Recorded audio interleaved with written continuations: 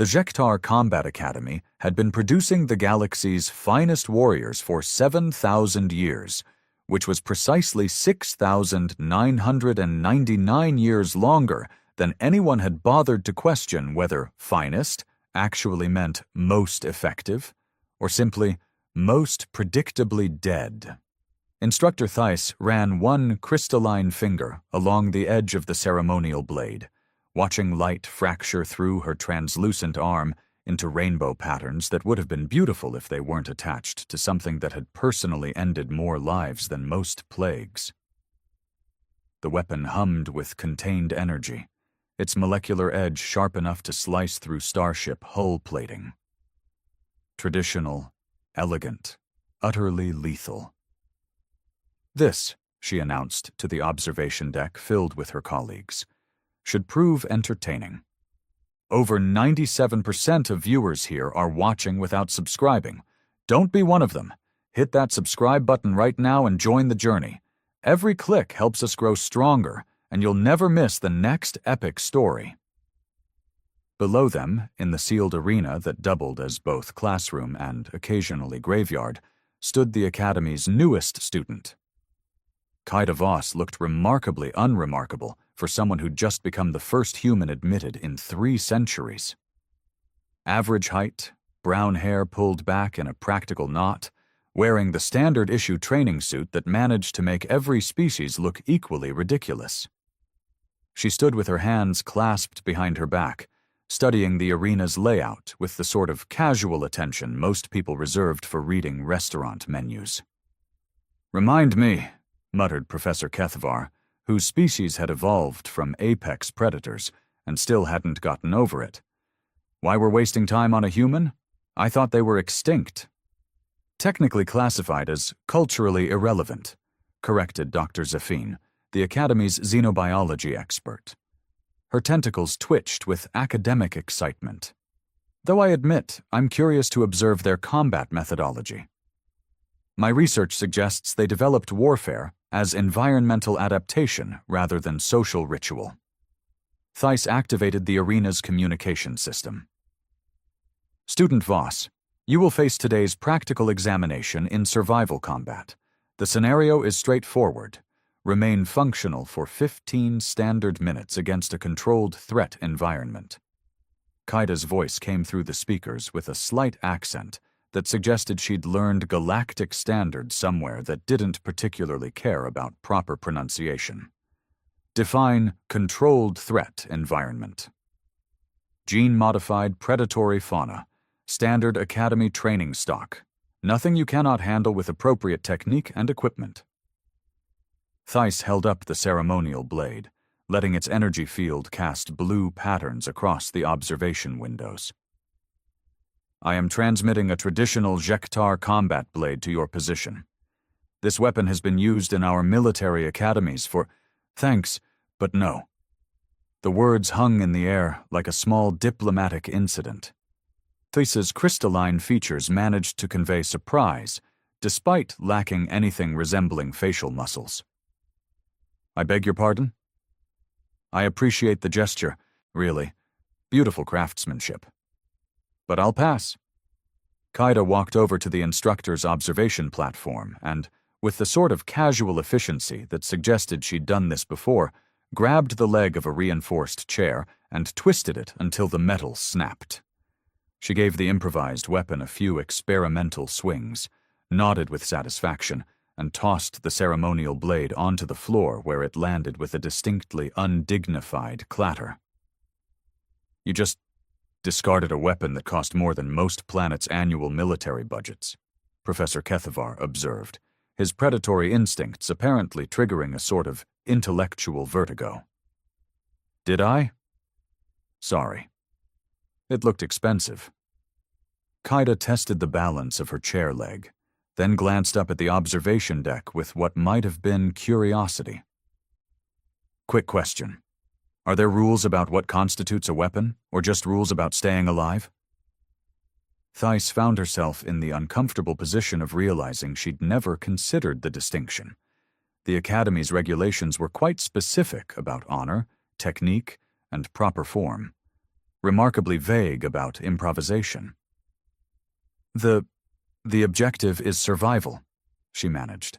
Perfect. Fair warning. Things might get a bit messy. Dr. Zephine's tentacles practically vibrated with excitement. Fascinating. She's treating this as an engineering problem rather than a combat scenario. Most species approach conflict with genetically programmed behavioral patterns. Humans apparently approach it with... What would you call this? Disrespect for established procedures, Kethavar growled. Creative problem-solving, Zephine corrected, though I suppose from certain perspectives, those might be the same thing. Theiss activated the arena's threat systems. The floor panels slid away to reveal holding chambers, and the Academy's training predators emerged with the sort of calculated menace that had been selectively bred into them over generations. 6 creatures, each roughly the size of a small shuttle, with adaptive camouflage, enhanced reflexes, and a disposition that made natural disasters seem friendly by comparison. The first predator lunged at Qaeda with textbook precision, following attack patterns that had been refined through centuries of Academy training scenarios. Students were expected to meet such attacks with classical defensive forms, demonstrating proper footwork, blade positioning, and martial philosophy.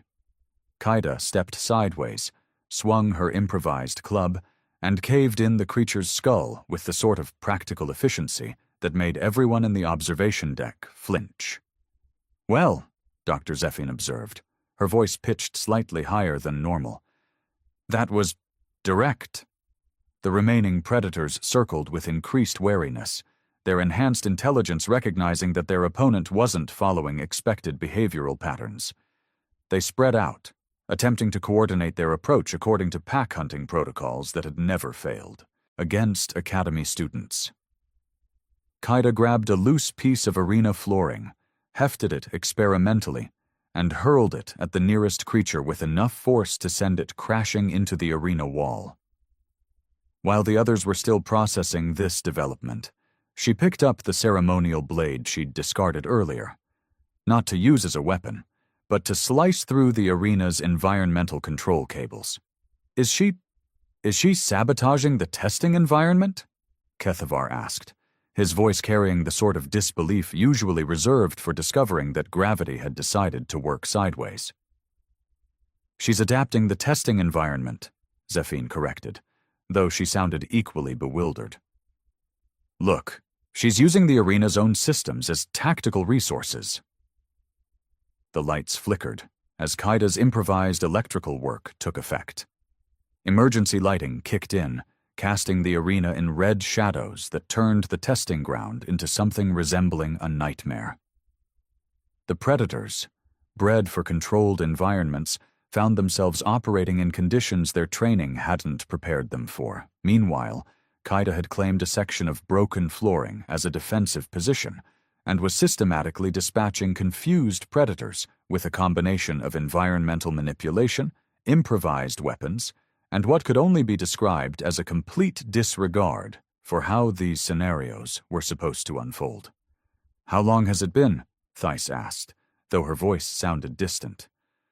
4 minutes, 17 seconds, replied the Academy's automated systems, in the sort of cheerfully precise tone that made existential crises sound like scheduling updates. The observation deck fell silent except for the sounds of combat below, sounds that were becoming increasingly one-sided as Qaeda reduced the Academy's carefully calibrated threat environment to what appeared to be an engineering cleanup project. I think, Dr. Zephine said slowly, we might need to reconsider our assumptions about human combat doctrine. Theiss watched as her newest student used a piece of arena debris to herd the last surviving predator into a corner, then dispatched it with the same practical efficiency she'd shown throughout the entire scenario. No flourishes, no demonstrations of technique, just problem-solving that happened to involve violence. "Student Voss," she called through the communication system. "You have completed the examination." "Already?" "Feels like I just got started." Qaeda looked up at the observation deck, still holding her improvised club. Same time tomorrow? Professor Kethavar leaned back in his chair, which was now missing a leg, and stared at the human who had just treated their most sophisticated training scenario like a minor inconvenience. I believe, he said carefully, we may have underestimated what culturally irrelevant actually means. The faculty lounge of the Jektar Combat Academy had witnessed countless debates over the millennia, philosophical arguments about the nature of warfare, heated discussions regarding curriculum updates, and the occasional violent disagreement about whose species had contributed most to galactic military science.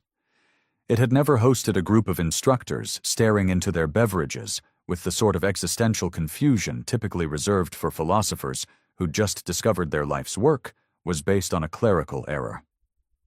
"Run the tactical analysis again," demanded Commander Vexhai, whose exoskeleton clicked with agitation as she spoke. Her species had spent 10,000 years perfecting aerial combat maneuvers that incorporated gravitational physics and atmospheric manipulation. There must be an error in the recordings. Professor Kethvar manipulated the holographic display with claws that left scratches in the projection controls. The arena scenario replayed in slow motion, each moment of Kaida's performance dissected and analyzed by the Academy's most sophisticated combat evaluation systems. "Computer, explain the human's tactical approach," Vexhai ordered. "Analysis inconclusive," replied the Academy's AI in tones that managed to sound personally offended. "Combat methodology does not match any recognized doctrine in current database. Closest comparison? Emergency maintenance protocols combined with pest control procedures." Dr. Zephine's tentacles writhed with what her species considered deep thought. "Perhaps we're approaching this incorrectly. What if human warfare isn't based on evolved combat instincts at all? All sentient species develop combat behavior through evolutionary pressure," Kethvar stated with the confidence of someone whose entire worldview depended on that fact remaining true. "It's biological imperative. Unless," Zephine continued, ignoring his certainty with academic enthusiasm, "they developed warfare as pure technological adaptation. Consider their approach. No ritualized movements, no species-specific advantages, no honor-based limitations. Just raw problem-solving applied to violence." Commander Vexhai's exoskeleton produced a sound like grinding metal. "That's not warfare. That's vandalism with casualties." Meanwhile, 3 floors below in the Academy's student quarters, Kaida was discovering that her performance had created ripples beyond the faculty lounge. The dormitory common area had grown unusually quiet as she entered, filled with students from dozens of species who'd apparently been waiting for her return. A young Korthani warrior, whose people were renowned for their ceremonial blade work, approached with the careful steps of someone navigating a diplomatic minefield. "Human Voss, we have heard reports about your examination methods." "Just Kaida, and reports about what specifically?" "You defeated the survival scenario using—" The Korthani paused, struggling with concepts that didn't translate well. "Furniture?" "Chair leg, mostly." "Worked better than I expected." Kaida grabbed a cup of something that looked like tea, but probably wasn't, then settled into a conversation pit surrounded by increasingly bewildered alien students. "Why? Is that against regulations?" A Vithran student, whose crystalline structure refracted light into patterns that indicated confusion, spoke up. "We spend years mastering traditional combat forms. Our people have developed sword techniques that incorporate quantum mechanics and dimensional folding. You broke a chair." "And it worked," Kaida pointed out with the sort of logic that made philosophical discussions uncomfortable. "But that cannot be proper combat," protested another student, this one from a species whose natural weaponry included retractable bone spurs and adaptive toxin production. Where is the skill? The training? The respect for martial tradition? Kaida considered this while sipping her probably not tea. Where I come from, respect for tradition was a luxury we couldn't afford. When something's trying to kill you, the only tradition that matters is not dying. But how do you prove superiority without proper technique? Asked the Korthani, his voice carrying genuine confusion. How do you demonstrate mastery of combat principles? I don't, Kaida replied. I demonstrate mastery of not getting killed. Everything else is just aesthetic choices. The common area fell silent as this concept worked its way through minds that had been raised on the idea that warfare was about proving worthiness through skilled application of force. The notion that it might simply be about winning, regardless of how, struck them as profoundly unsporting. Back in the faculty lounge, Instructor Thys was conducting her own analysis of the morning's events. She'd pulled up historical records of human military engagement, trying to understand what they'd admitted to their academy. Listen to this, she announced to her colleagues. Human military history shows consistent patterns of asymmetric warfare, technological adaptation, and what their records call combined arms tactics. They don't appear to have ever developed species-specific combat advantages. Every species has combat advantages, Vexhai insisted. Physical specialization, environmental adaptations, innate weapons systems. It's fundamental evolutionary biology. Humans have opposable thumbs and persistence hunting. Thys scrolled through more historical data. Their primary military advantage appears to be refusing to accept defeat when logically outmatched. Kethavar leaned forward, his predatory instincts finally recognizing something familiar. Ah, so they're berserkers. Rage-driven combat, enhanced aggression, reduced pain sensitivity. Several species have developed similar adaptations. No, that's not... Thys paused, trying to articulate something that didn't quite fit into established categories. They don't lose control. They maintain tactical awareness while simultaneously ignoring tactical limitations. Watch this recording again. See how she adapts her strategy based on environmental feedback? That's not berserker rage. That's calculated improvisation. Dr. Zephine's tentacles practically glowed with excitement. Of course, most species evolved warfare as dominance display or territorial defense. Humans evolved it as survival mechanism. They're not trying to prove anything. They're trying to solve problems. Problems, Vexhai repeated slowly. That happen to involve violence. Violence is just another tool in their problem-solving toolkit, Zephine confirmed, like mathematics or engineering, but with significantly higher casualty rates. The conversation was interrupted by the Academy's communication system, announcing that student Voss had requested access to the advanced training facilities for independent practice. She'd specifically asked whether the equipment limitations from her examination still applied, or if she was now permitted to use whatever worked. This felt something that might have been professional curiosity mixing with species preservation instinct.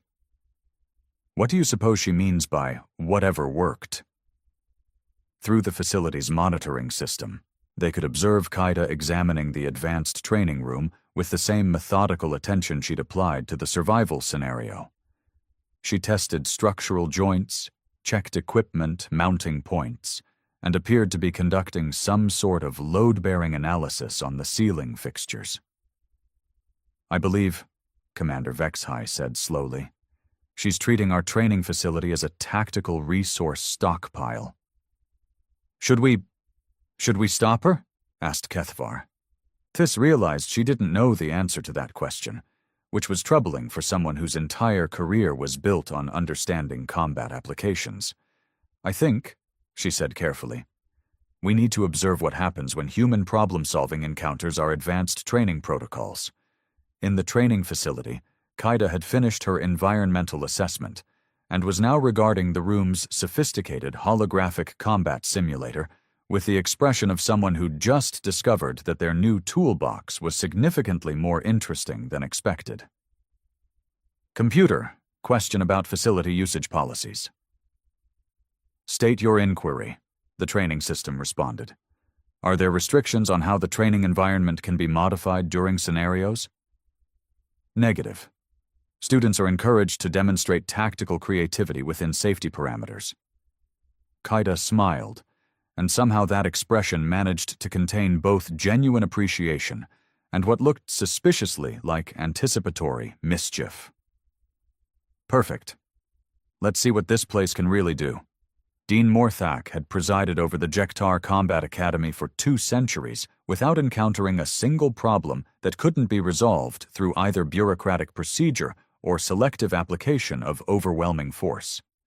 Her species had evolved administrative instincts alongside their natural armor plating, making them uniquely suited for educational leadership positions that occasionally required surviving faculty meetings that turned violent. She was currently discovering that neither administrative procedure nor overwhelming force provided adequate solutions for the reports accumulating on her desk.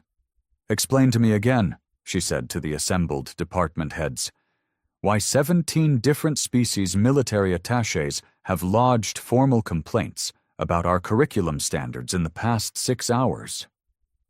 Professor Valdris, head of traditional weapons studies, shifted uncomfortably in his chair. His people had developed ceremonial combat into an art form that incorporated interpretive dance, religious philosophy, and enough lethal technique to end small wars.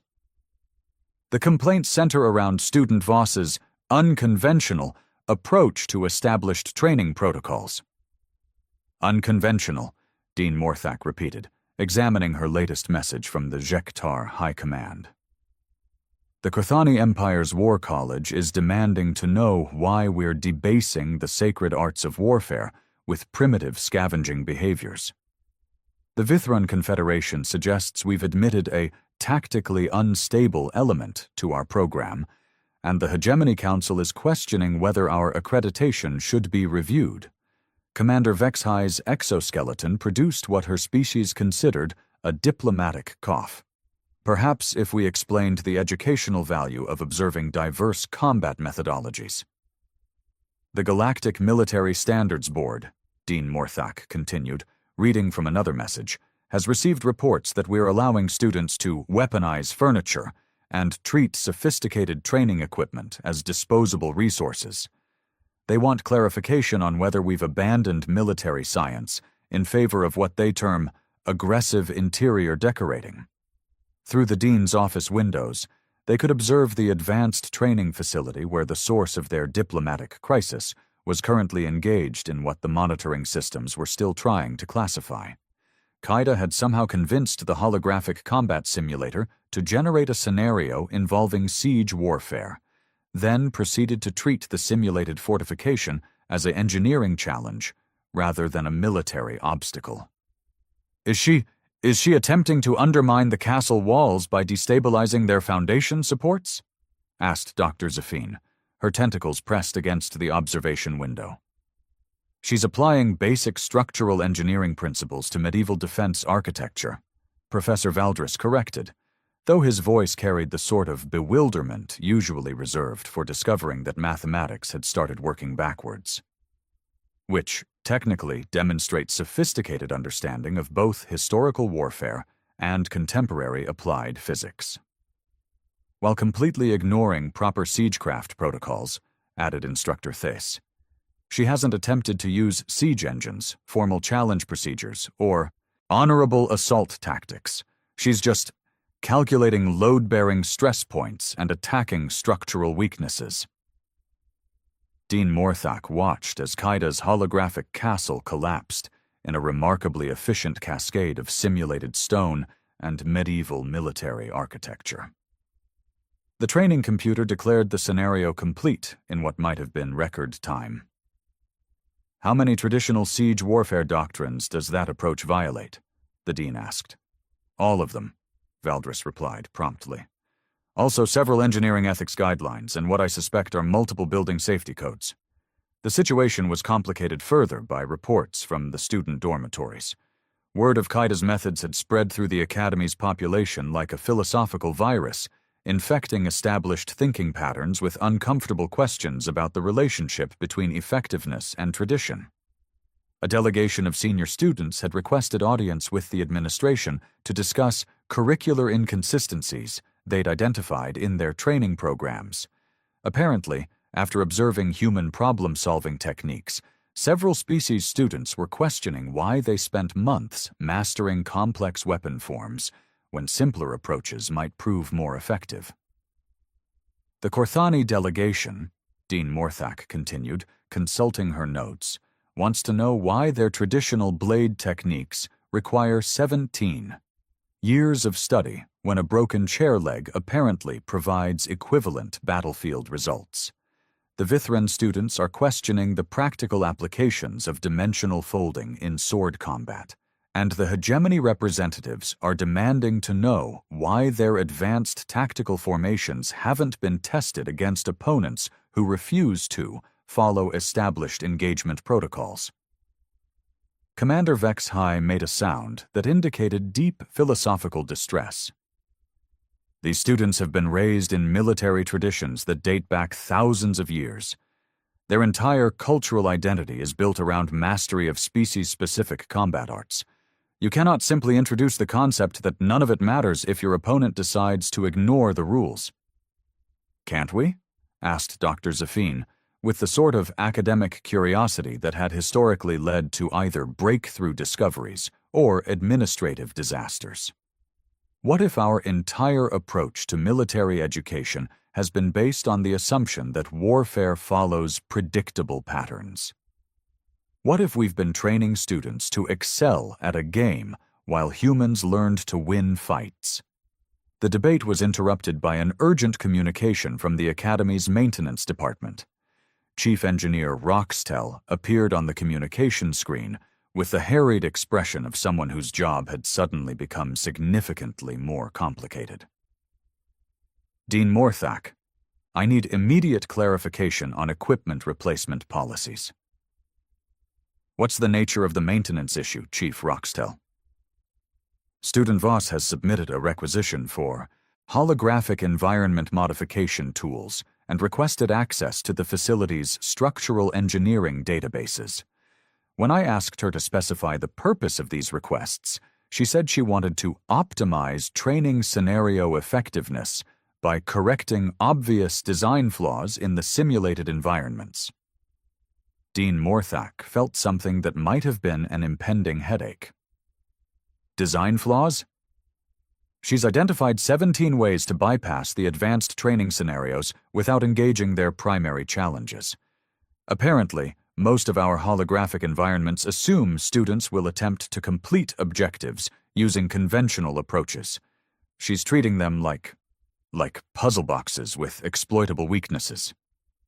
Through the observation windows, they watched Kaida emerge from the training facility and approach the Academy's central courtyard, where a group of students from various species had gathered.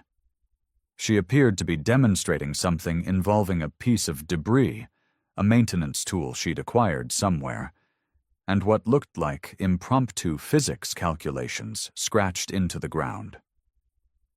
What is she teaching them? Valdris asked, his voice carrying the sort of concern usually reserved for discovering that one's life insurance had expired during a crisis. Problem-solving, Zephyne replied, her tentacles practically vibrating with excitement. Look at their body language. She's showing them how to analyze environmental resources for tactical applications. They're learning to see training scenarios as engineering problems rather than combat challenges. That's... Commander Vexhigh paused, struggling with concepts that didn't fit into established military categories. That's not warfare. That's systematic deconstruction of established procedures. Maybe, Dean Morthak said slowly. Those are the same thing. The communication system activated with another urgent message, this one from the Academy's Academic Standards Board. The automated announcement echoed through the administrative offices with the sort of cheerful precision that made crisis management feel like a scheduling conflict. Attention! Student Voss has requested permission to audit courses in structural engineering, applied physics, and what she terms creative resource management.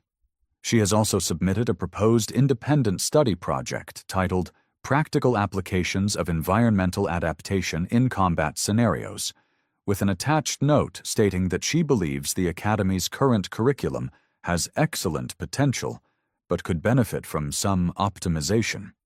Dean Morthak stared at the message display with the expression of someone who just realized that her quiet educational institution had somehow become the center of a galactic paradigm shift. "Get me a direct communication line to Student Voss," she ordered. "I think it's time we had a conversation about what she thinks she's doing here." "And what do we do about the diplomatic complaints?" asked Valdris. Dean Morthak watched through the windows as more students gathered around Kaida's impromptu lesson in tactical improvisation, their traditionally trained minds encountering concepts that apparently made established military doctrine seem less like immutable law and more like optional suggestions. "I suspect," she said carefully, "those complaints are about to become significantly more complicated." The Crucible of Last Resort had been designed by the Academy's founders as the ultimate test of military philosophy, a scenario so comprehensively lethal that it served less as an examination and more as a meditation on the nature of honorable death. In 7,000 years of operation, exactly 0 students had survived it. This was considered a feature, not a flaw. The chamber itself existed in a pocket of folded space-time, allowing the Academy to simulate conditions that would normally require several stars systems and a flexible relationship with physics. Previous participants had faced everything from collapsing neutron stars to philosophical paradoxes that could cause existential damage to inadequately prepared minds. Their names were inscribed on memorial walls throughout the Academy, honoring their beautiful failures.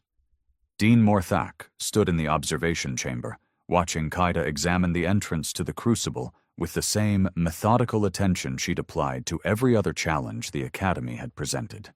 Behind the Dean, representatives from 17 different galactic military commands waited to observe what they assumed would be a definitive demonstration that human warfare was an interesting curiosity rather than a fundamental challenge to established doctrine. "The scenario parameters," announced the Academy's primary AI, "incorporate multidimensional tactical challenges, temporal displacement effects, and what our designers termed weaponized entropy. Survival probability calculations remain at 0%. Ambassador Thelvos of the Korthani Empire adjusted his ceremonial blade with satisfaction. "Perhaps this will demonstrate the importance of proper military training over primitive improvisation." General Kixmoth, whose species had conquered 17 star systems, using nothing but superior logistics and carefully choreographed battle formations, nodded agreement. The humans' previous successes resulted from exploiting weaknesses in scenarios designed for educational purposes. The Crucible was specifically created to eliminate such advantages. Dr. Zafine, who had somehow managed to secure observation privileges despite not being a military representative, kept her tentacles pressed against the monitoring displays. "I wonder if they've considered that designing a scenario to eliminate human advantages might have revealed something important about what those advantages actually are." Dean Morthak activated the communication system connecting to the Crucible's entrance chamber. "Student Voss, you understand that this examination differs from previous scenarios. The Crucible is designed to be insurvivable. We use it to teach students about accepting defeat with dignity. Kaida's voice came through the speakers with the same practical tone she'd maintained throughout her time at the academy. So the objective is to fail gracefully? The objective is to demonstrate that some challenges cannot be overcome through force or cleverness. Sometimes, the most military response is recognizing when victory is impossible.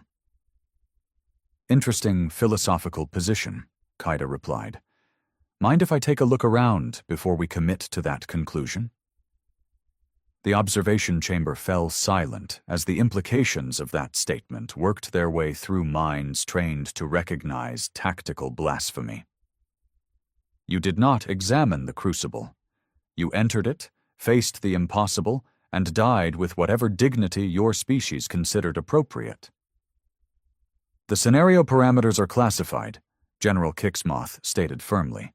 Students enter without prior knowledge to ensure authentic responses to overwhelming force. Sure, but I'm not asking about the scenario. I'm asking about the room. Kaida had begun what appeared to be a structural survey of the Crucible's entrance chamber, running her hands along wall junctions and testing the stability of various fixtures. This pocket dimension has to be anchored to real space somehow, right? And the temporal displacement effects need control mechanisms. Plus, weaponized entropy sounds like it requires some pretty sophisticated containment systems. Dr. Zephine's tentacles began glowing with excitement.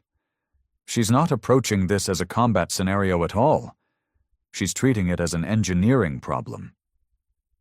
You cannot engineer your way past fundamental impossibility, Ambassador Thelvos declared, though something in his voice suggested he wasn't entirely certain about that statement. Maybe not, Kaida agreed, but I can probably engineer my way past artificial impossibility. There's a difference. Dean Morthak found herself facing a decision that would likely determine both her career prospects and her species' future diplomatic relationships. She could stop the examination now, preserving the Crucible's reputation while avoiding whatever chaos might result from a human refusing to accept that some problems had no solutions.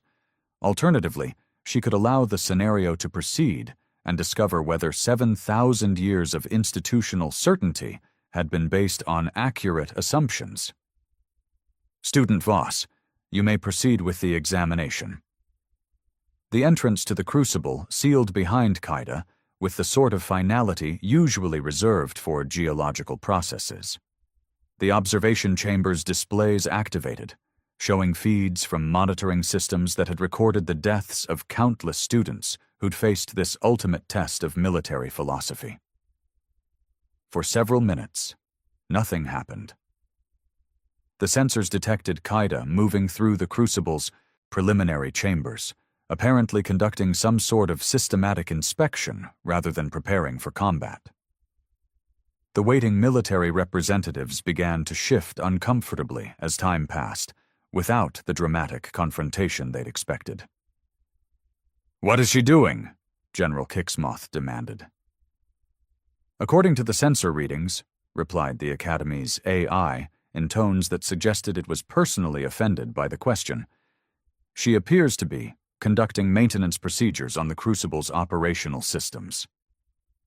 "That's not possible," Dean Morthak stated automatically. "The Crucible's systems are hardened against external interference. Students cannot access operational controls." Correction.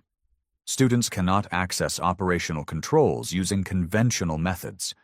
Current readings indicate systematic manipulation of primary system interfaces through what can only be described as creative reinterpretation of maintenance protocols. On the display screens, they watched Kaida emerge from an access panel that wasn't supposed to exist, carrying what appeared to be a crucial component of the Crucible's reality distortion systems. She examined it with professional interest, then set it aside, and disappeared back into the maintenance infrastructure.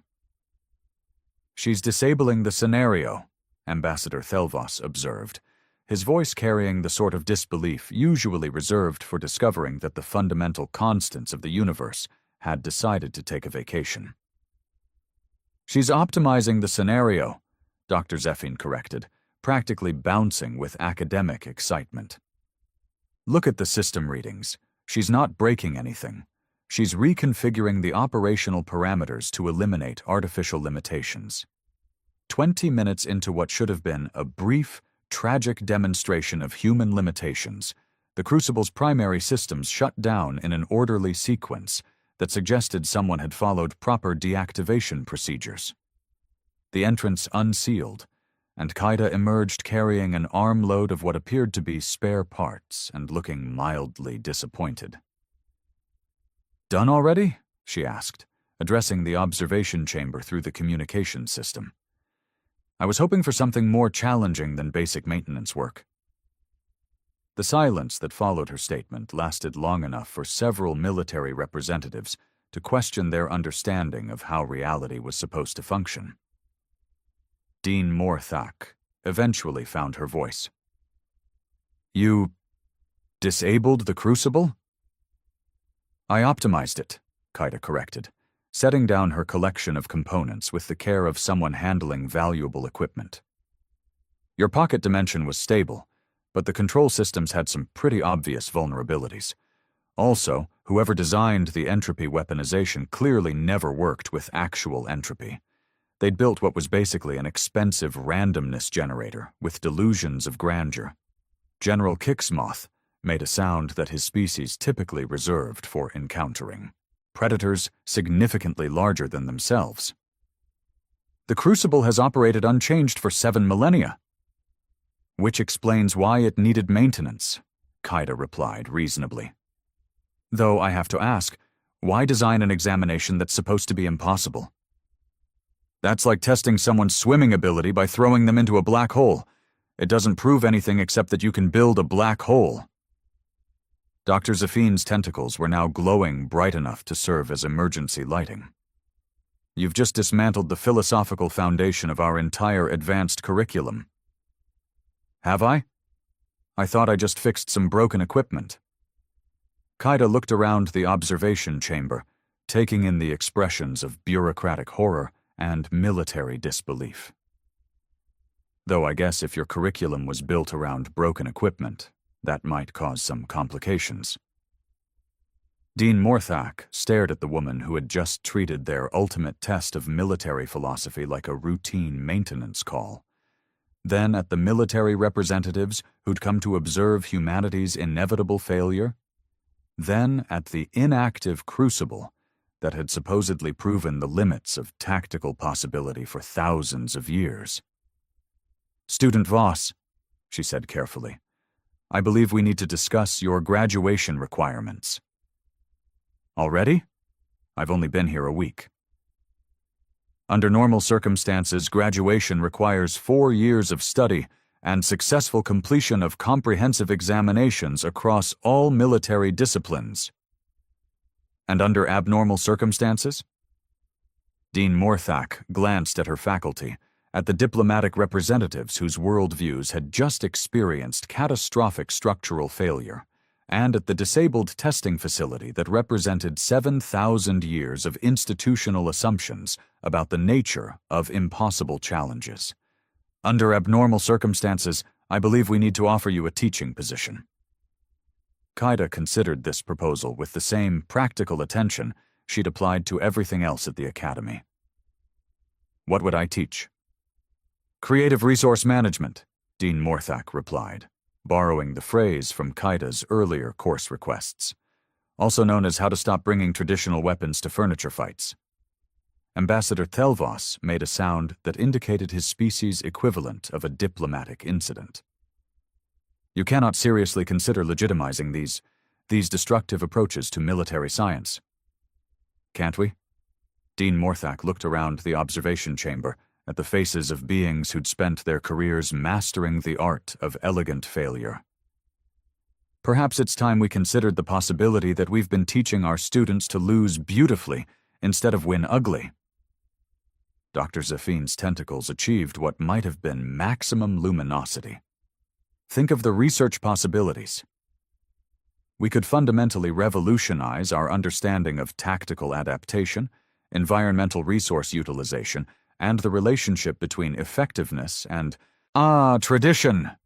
Or, General Kixmoth stated grimly, we could destroy thousands of years of military culture and leave the galaxy defenseless against opponents who understand the difference between honor and victory. Kaida, who had been listening to this debate with the expression of someone watching a philosophical tennis match, finally spoke up. If it helps, she said, I'm pretty sure honor and victory aren't mutually exclusive. You just have to expand your definition of honorable to include actually works. Dean Morthak felt something that might have been the beginning of a paradigm shift. Student Voss, when can you start teaching? How about tomorrow? I've got some ideas about optimizing your other training scenarios. The observation chamber fell silent again, this time with the sort of quiet that suggested everyone present was reconsidering fundamental assumptions about how the universe was supposed to operate. Finally, Ambassador Thelvos broke the silence with a question that carried the weight of species-wide existential crisis. What do we tell our military commands about this development? Dean Morthak looked at the human who'd just redefined their understanding of tactical impossibility, then at the representatives of civilizations that had built their identities around sophisticated approaches to dignified defeat. I suppose, she said thoughtfully, we tell them that the Academy's curriculum is undergoing some creative optimization.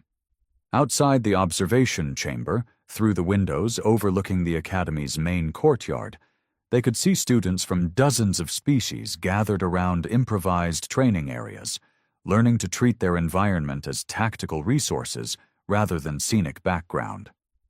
The future of galactic military education was apparently going to involve significantly more furniture modification than anyone had anticipated.